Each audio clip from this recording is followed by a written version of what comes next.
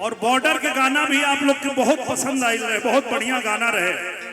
काहे कि वो गाना हमनी के भोजपुरी माटी के, हमनी के यूपी बिहार के धरती से जब भी कोनो जवान सीमा पे तैनात होले तो अपना माई से, अपना बहनी से, अपना परिवार से एक ही बात कहे रहे कि माई हो ललनवा देदा। बॉर्डर फिल्म लिखले वाला वही में गाना रहे, बहुत बढ़िया गाना कि माई हो ललनवा देदा और बाबू हो सुगनवा देदा। माई हो ललनवा देदा, बहिनी हो बीरनवा देदा। माई हो ललनवा देदा, बहिनी हो बीरनवा देदा।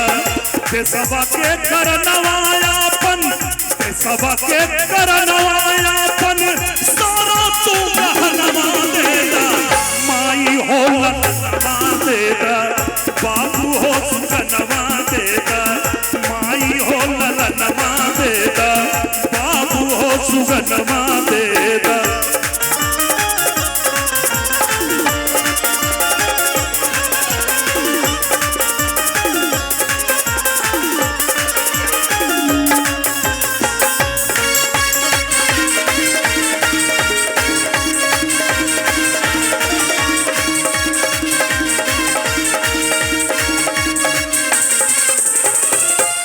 जब जब कोई भी दुश्मन हमारे देश की तरफ आंख उठाता है तो सीमा पर तैनात हमारे देश के सिपाही एक ही आवाज देते हैं कि भाई बनकर मिलोगे तुम तो तुमको गले लगा लेंगे, और आंख उठाकर देखोगे तो ईंट से ईंट बजा देंगे। और जब भी सीमा पे कोई आतंकवादी या कोई दुश्मन देश भारत की तरफ आंख उठाता है तो इसी मिट्टी में जन्मा हुआ, इसी धरती पर जन्मा हुआ लाल घर से चलता है तो अपने मां से ये कह के चलता है कि दूधवा के कर्जा तोहरे माई हम चुका के आई। दूधवा के कर्जा तोहरा माई हम चुका के आई।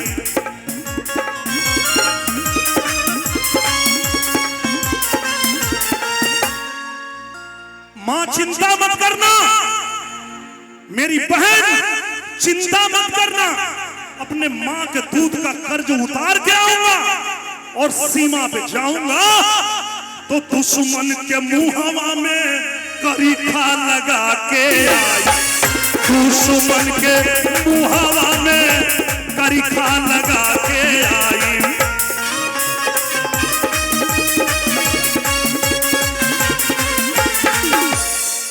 हम चाहते हैं कि यहाँ जितना लोग उपस्थित बा एक बार हमारे साथे बोलिया जरूर, बोलिए भारत माता की, भारत माता की।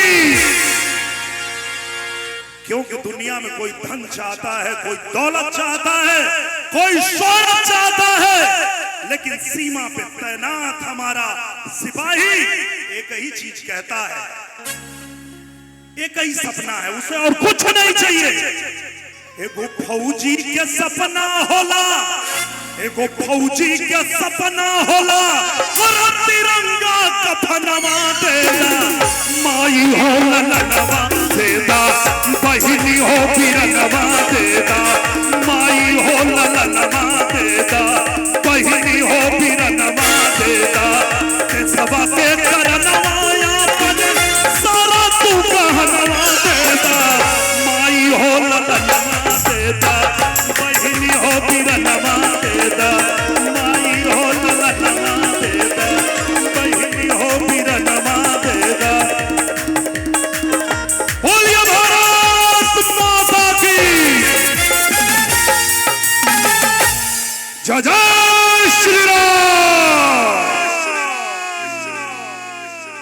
बहुत बहुत धन्यवाद, थैंक यू।